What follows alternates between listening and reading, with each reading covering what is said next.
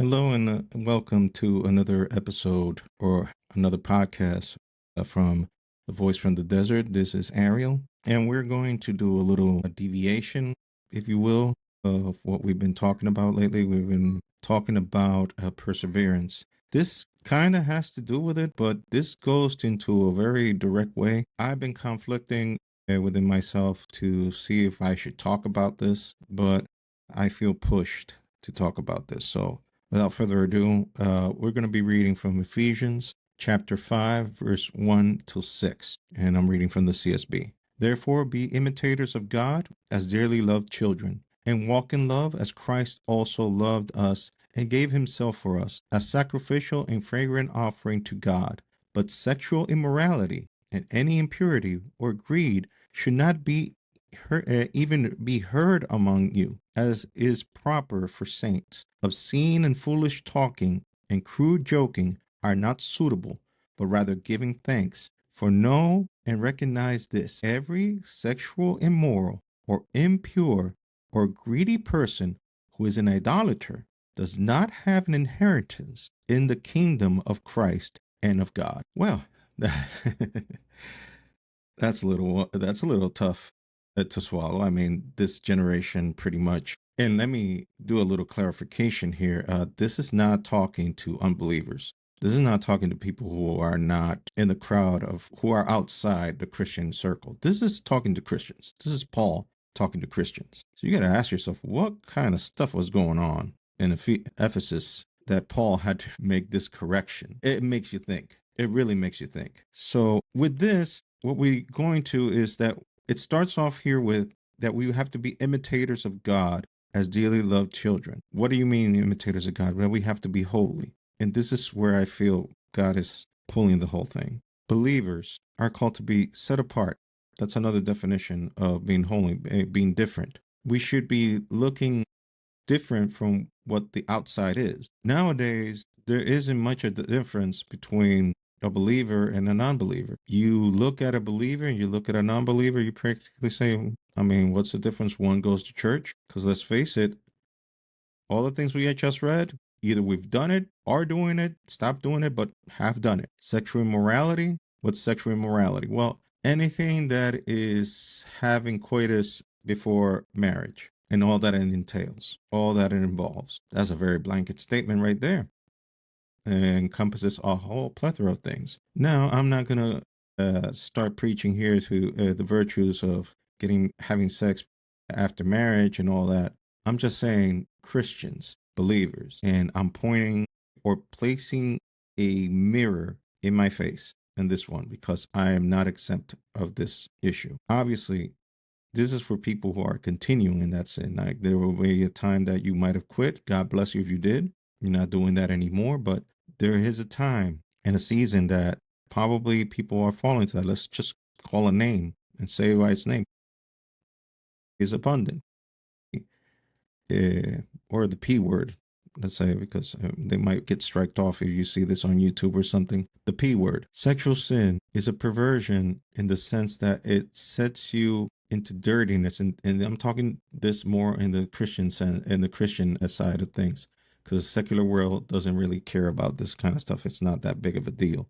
But for Christians, it's like a dirty little secret. You have to keep it underground, keep it on the down low, keep it low because you don't want people to think that you are this or that. The truth of the matter is, if you have a dark sin covering that you're just walking in it and not confessing it out loud, you're going to allow that thing to grab a hold of you forever. You're going to allow it to keep you maintained. And one of the things about perseverance, how can you persevere if you are shackled to the ground with a chain that is unbreakable and you can't move? I mean, how can you persevere? How can you move forward? How can you continue in life when there are things in you that are just hidden and you keep it on the down low, you keep it underground, and these are not sins that you're not aware of. I'm talking about the stuff you are aware of.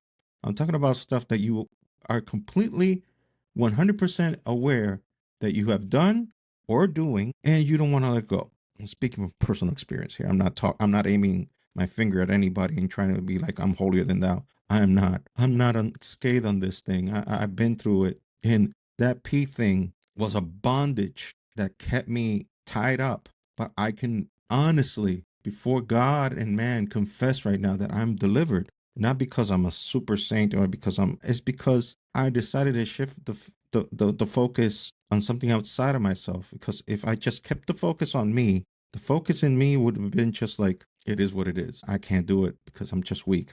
But I focused outside of myself, and I'm putting myself on Front Street because I don't want to present myself as a finished product or to be the end all be all kind of guy that knows it all, it is all. I want to present myself as is and manifest God's grace and transforming power that if he can do this on little old me, he can do it on anybody. And we're calling a spade a spade. We're not sugarcoating anything here. Christianity is rough. Christianity is not for the weak at heart. It's denying yourself, taking up your cross daily and following him.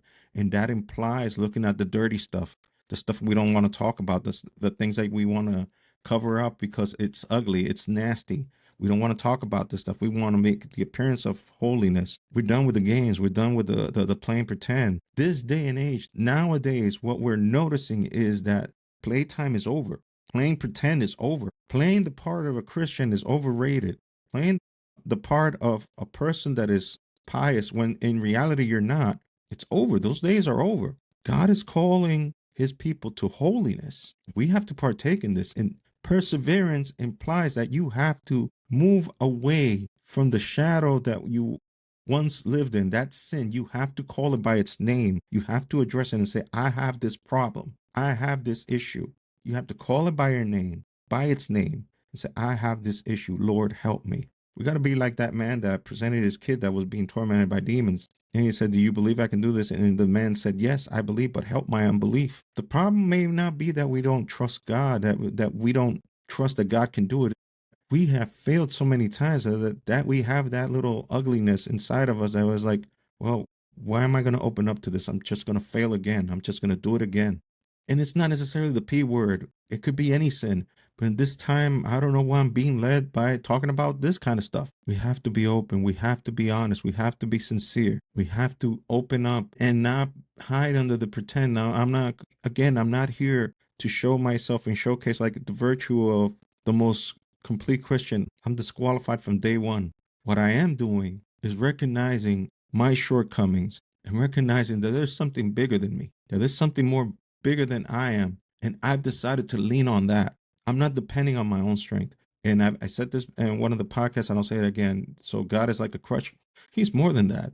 Like when you truly like remove all the BS, and I'm sorry, you'll probably get what the BS is. When you remove all that garbage out of the way and you go into what the real matter is, you have to make a choice. And there's where perseverance comes in, because choice without commitment is just dead talk. So you have to go to the point that you have to make the conscious decision. What am I going to do?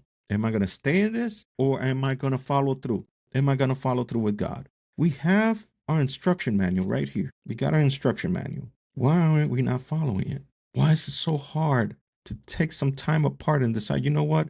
I'm going to get in my word. I'm going to do what it says. And we want to read that word, but we're like, yeah, that's too hard. God is not asking us if it's hard or not. He's just asking for obedience. Like he knows we're weak. He knows we're just mush and we can go through and we can go any which direction the wind blows. But if we stand in the rock, that's the whole point there of Christianity. Standing. Submit yourself to God. Resist the devil and he will flee from you. The key word there is submit. The key word is submit to God. The key word is stand firm in God. Stand firm in him. And do not look at you or your shortcomings or your understanding of what the situation is. Yes, you're weak. Yes, you have problems. Yes, issues in the past have provoked this situation that which you are now engulfed in. And there's very little you can do about it. I'm trying to limit my language here because I'm trying to get this as broadly as possible. But if I get too specific, it might get removed. So I'm being vague on purpose in the sense that I hope this gets to anywhere. But the thing is this, stop looking at yourself. Stop looking at your shortcomings. Stop looking at you as the source of the person that's going to make the change. No, you only have the choice and the commitment to stand on God's word and follow through what it says to the letter. And damn be my emotions, damn be what I feel, damn be the past. I'm submitting myself to a new reality. I'm not denying that it happened, but I'm committing myself to God and ignoring that pain. Because as I said before, I'll say it again, choose your pain because it's going to hurt. To do this is going to hurt because you're going to fight every natural reflex and your very nature and everything that you're accustomed to. It's hard. It's difficult. It's a pain, but go through it. Move forward. Move seeking God. Look at God. Keep your focus on Christ. Do like Peter did when he walked on water. You can talk all you want about the disciples or Peter that, his mouth was running amok. One thing you can say is that the only dude that walked on water other than Jesus was Peter. He drowned, yeah, but he didn't let that stop him. He didn't quit. Yeah, Jesus had to pick him up. And that's the whole point. We can do the impossible if we keep our focus on him. And if we fail, let's trust him that he will pick us up. We can continue this series later on. If this is something that has ministered to you, I hope it does. God bless you all. Take care.